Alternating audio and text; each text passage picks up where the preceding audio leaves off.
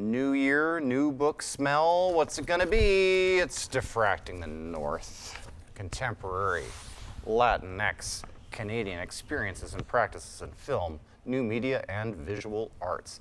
This is, in many ways, the first book to really look at the experiences of a Latinx Canadian visual arts workers. And I love the fact that the volume editors here have started off with a preface called Towards the Study of the Understudied, a Candid Preface. Now this collection really brings together a great balance of not just scholarly content, but also interviews with various practitioners, artists. It includes not just visual art in static forms, but also performance. And I love Francisco Fernando Granados' prompt here for a performance piece called With Glowing Hearts, where the instruction is spray paint a gold medal on your chest, creating a toxic cloud.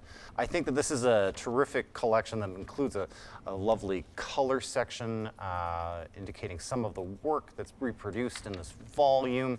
It's a really remarkable and kind of refreshing way of balancing practitioner experience along with the sort of like larger study of shared experiences. The contributors often in their interviews will also talk about how they reflect on the sometimes convenient categories of things like Latinx Canadian and how they see themselves as artists.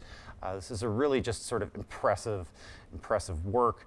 And I also just can't help but emphasize this one great illustration from Greg Curnow, where he sort of playfully redraws the map of North America, in this case emphasizing both just Canada and Mexico. So this is a terrific collection that we're super proud of. This is an amazing cover by Alan's Cruz, which I think sort of conveys the multiple directions and routes that come together to a kind of shared collective. Love the color of this. We have French flaps again. Always very happy to have French flaps on a paperback.